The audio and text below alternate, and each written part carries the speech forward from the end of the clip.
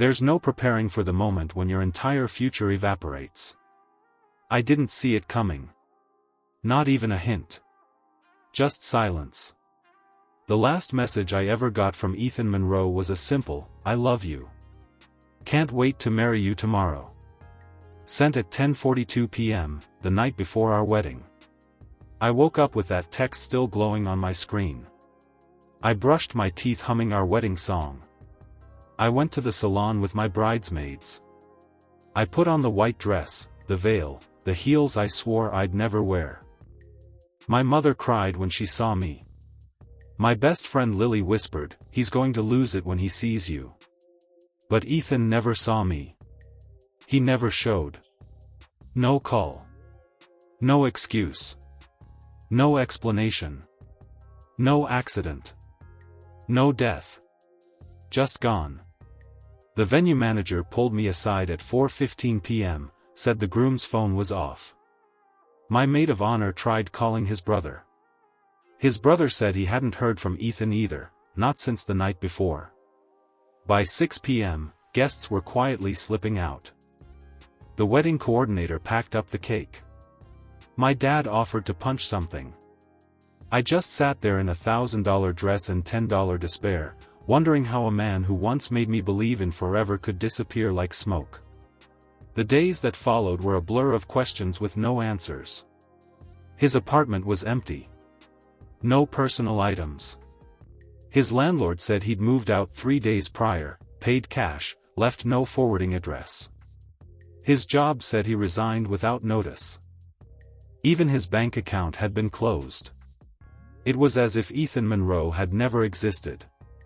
The police filed a missing persons report, but after 2 weeks with no leads and no signs of foul play, the case went cold. People told me to move on. That he was a coward. That I dodged a bullet. But none of that erased the love. The plans. The home we almost bought. The baby names we joked about. After 3 months, I stopped wearing my ring. After 6, I stopped checking the email address he used to write poems to. After a year, I almost believed I'd healed. Until he came back. It was a rainy Sunday, exactly 1 year to the day he vanished. I was back in the city visiting my sister. I'd left our hometown behind and moved 2 hours north, tried to start fresh. I was drinking coffee in her kitchen when the doorbell rang. "I'll get it," I said. I opened the door, and the world tilted. There he was. Ethan. Standing on the porch like he hadn't missed a day. Same dark hair. Same deep-set eyes. Older, maybe. Tired. But unmistakably him. He was holding a baby. A baby girl. No more than 6 months old. Wrapped in a pink blanket. Asleep. I stared at him, mute. My chest screamed and my lungs forgot how to work.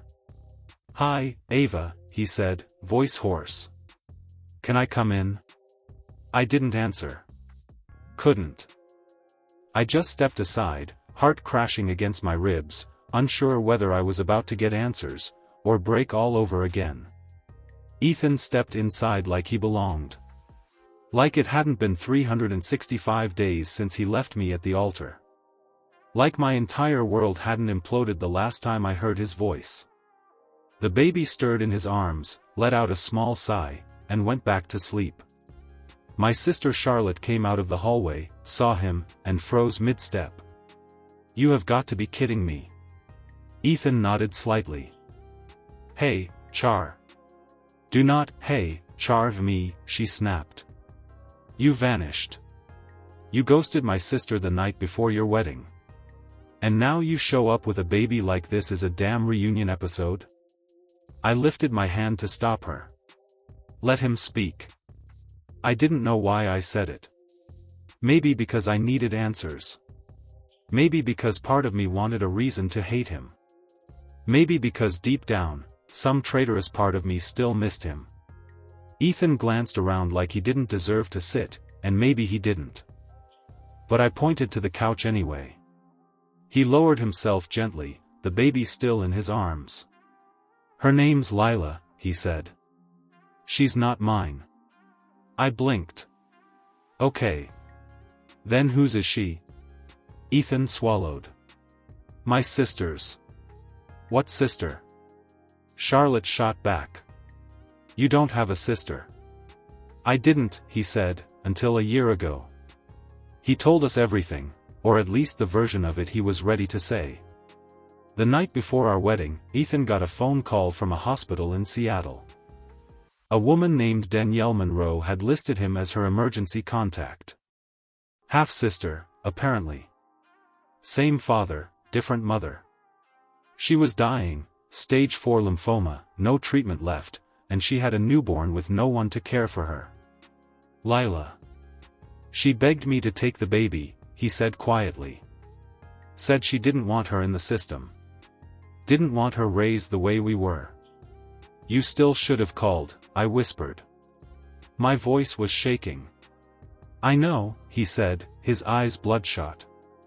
"But I panicked. I thought I had to choose between starting a life with you, and saving a child who didn't ask for any of this."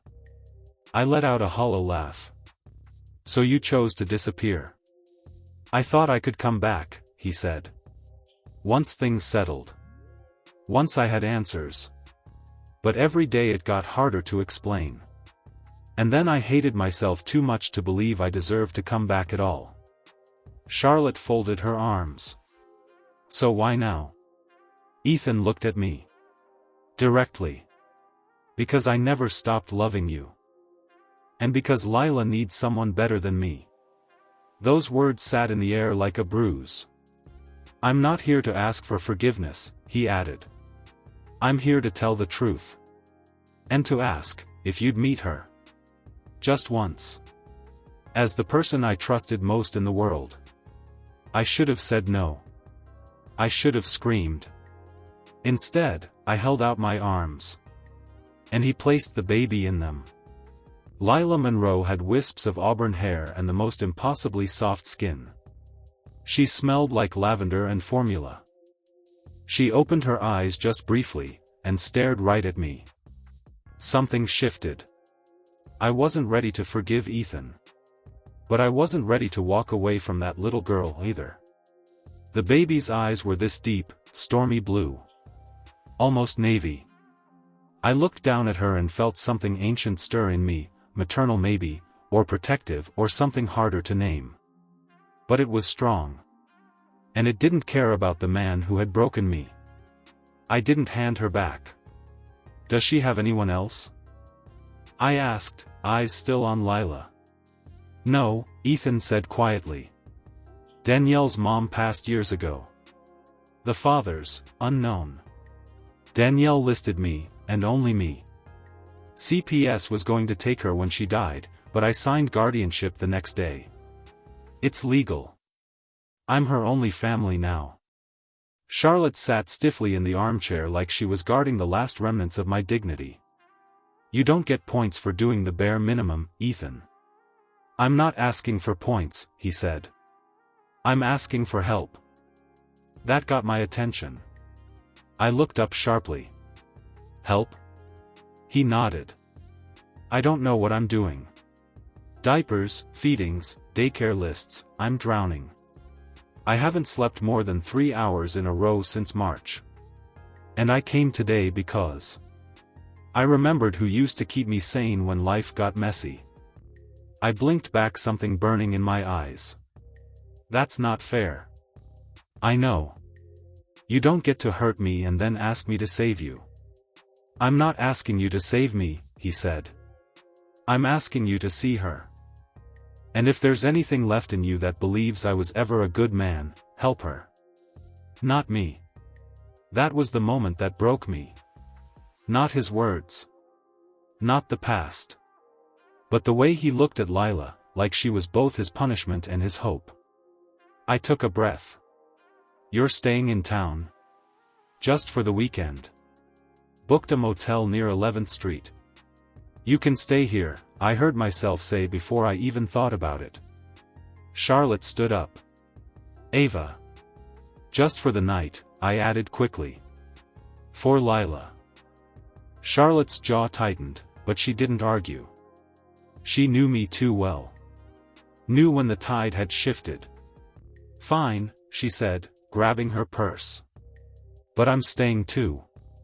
And I'm locking the bedroom door. That night was chaos wrapped in silence. Ethan took the couch. Charlotte stayed in the guest room with a steak knife on the nightstand. I took the baby monitor. And Lila. Lila cried from 1:37 a.m. to 3:14.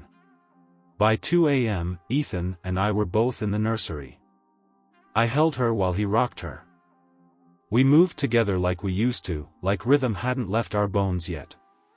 It felt natural, and cruelly easy. She likes white noise, he murmured. And she calms down if you hum. I did. The same melody I used to hum when I was stressed about work. He recognized it. Didn't say anything, but I saw it in his eyes. At 3:15, she finally fell asleep. We stood in the dark, just watching her. "Do you hate me?" he asked softly. "I did," I said. "And now?" "I don't know yet." He nodded. "That's fair." I returned to my room.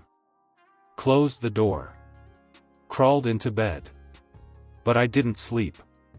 Not for a long time. Because I wasn't just holding a baby earlier. I was holding the start of something. I just didn't know if it was healing, or the next heartbreak waiting to happen. Morning light crept through the curtains like it had permission. Too soft for how messy my head felt. The house was quiet, suspiciously so. I padded out to the living room half expecting it to be a dream. But no, Ethan was there. Shirt rumpled, hair a mess, holding Lila against his chest as he bounced slightly on his feet. She was awake but calm, sucking on her thumb like the night hadn't stolen hours of sleep from all of us. "Hey," he whispered when he saw me. "Hey." There was an awkward pause, our first of the day, but definitely not our last. "I made coffee," he said, nodding toward the kitchen. I poured a cup, half waiting for Charlotte to emerge, dagger eyes and all, but she must have still been asleep. Or pretending to be. Ethan shifted Lila to his other arm and gestured toward the balcony. "Want to sit outside for a sec?" It felt dangerous, us alone. But I nodded. Outside, the air was cool and crisp, like fall was circling closer than the calendar admitted. We sat on the steps. Lila nestled between us, wrapped in a fuzzy blanket. I spoke first. "So what's the plan? You're not just dropping her here like a found puppy." He gave a dry laugh. "No. I wanted you to meet her. And maybe," he stopped. "Maybe what? Maybe no, I didn't run because I didn't love you. I ran because I didn't love myself enough to think I could do both. You and this. You could have told me. I would have helped. I know that now," he whispered. But back then, all I could hear was my own panic. We sat for a bit, just letting the baby gurgle and coo. It should have felt romantic. A morning after moment. But it wasn't. It was heavier than that. "What are you going to do?" I asked. He looked over. "Honestly? I don't know. I have a job I can do remotely, but I'm running on fumes. I can't do this alone forever. I'm trying, but... She deserves better than a half-awake man guessing his way through parenting. You think I'm the answer to that?" I said, sharper than I meant. "I think you're the only person I trust." "And that?" "That hurt worse than the betrayal." "Trust me? After what you did?" I never stopped. That was the worst part. Charlotte found us an hour later, her expression caught somewhere between suspicion and surprise. She watched us like she expected to walk in on an argument, not the quiet. "You're still here," she said, arms crossed. "She's letting me stay through the day," Ethan said, careful with his words. "Just the day?" she asked, eyes flicking to me. "We'll see," I said. Charlotte didn't answer. She just scoffed and turned back inside. Ethan leaned his head back against the railing. "She's not wrong," he said. "I wouldn't trust me either." "You shouldn't expect anything from me," I said. "Not forgiveness. Not redemption. Not us." "I don't," he said. "I only hope." Hope. That word.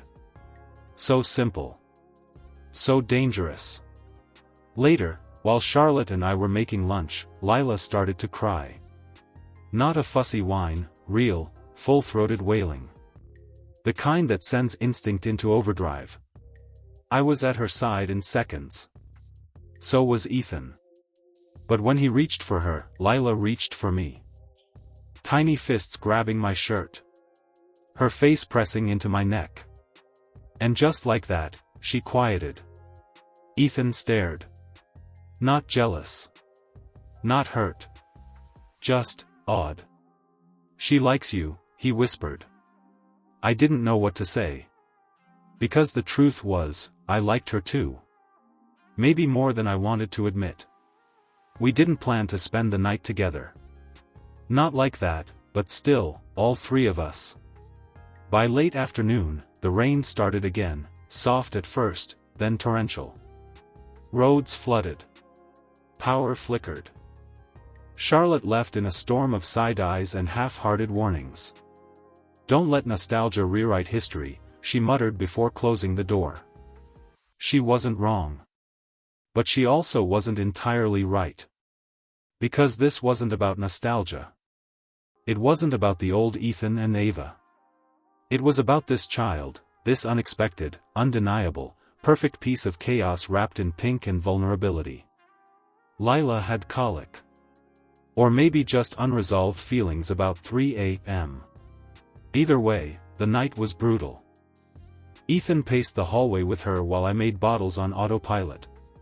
Every time he passed me, he whispered some exhausted version of "thank you."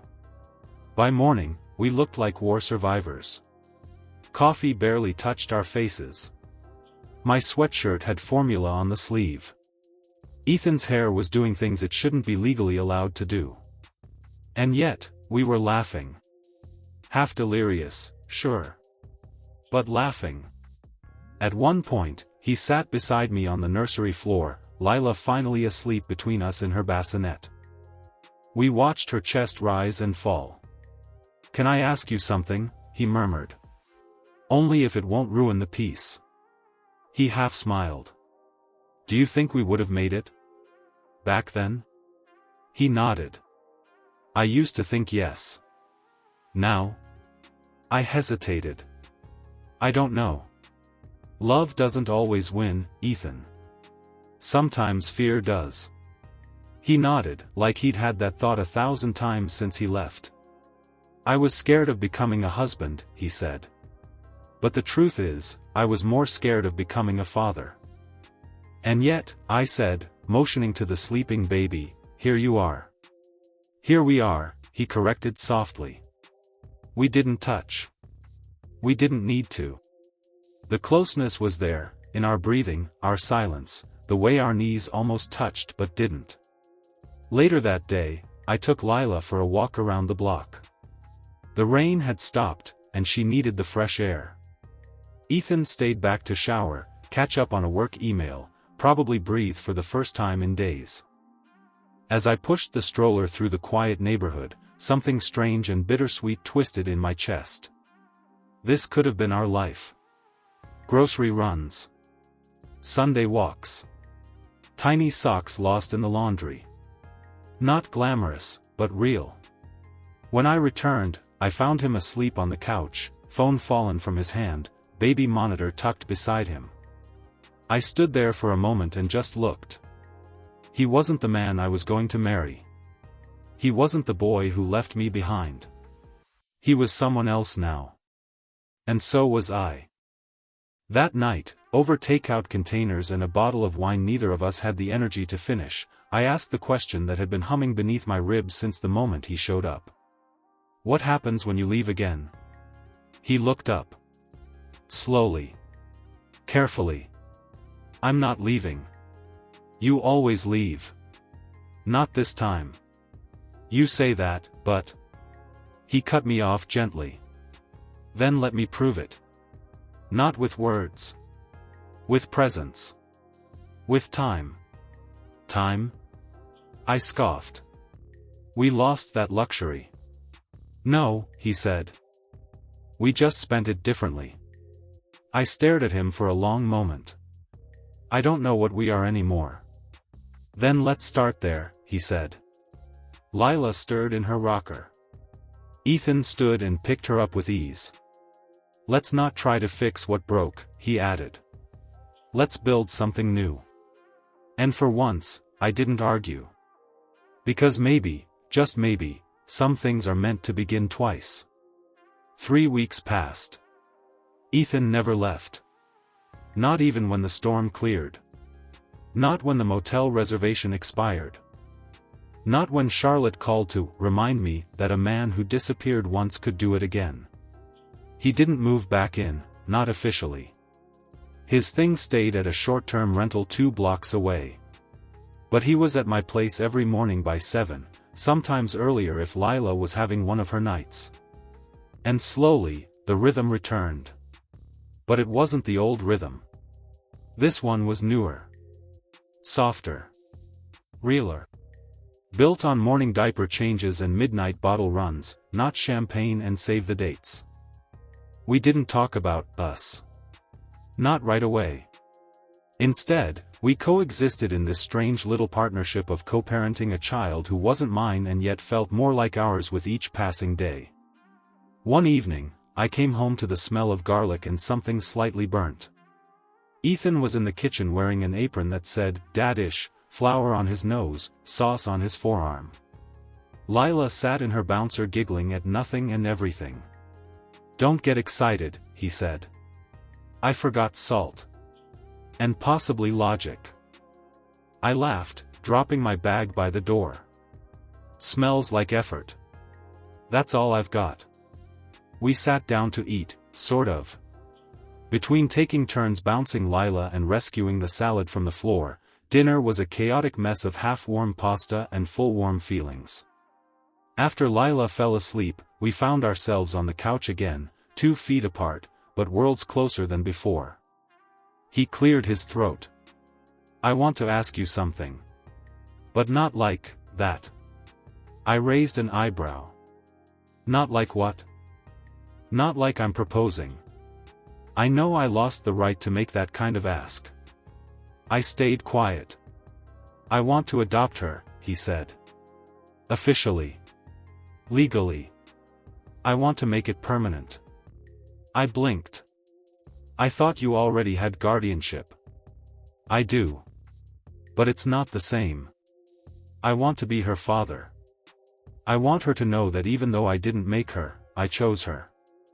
Every single day. My throat tightened. You don't need my permission. I need your support, he said.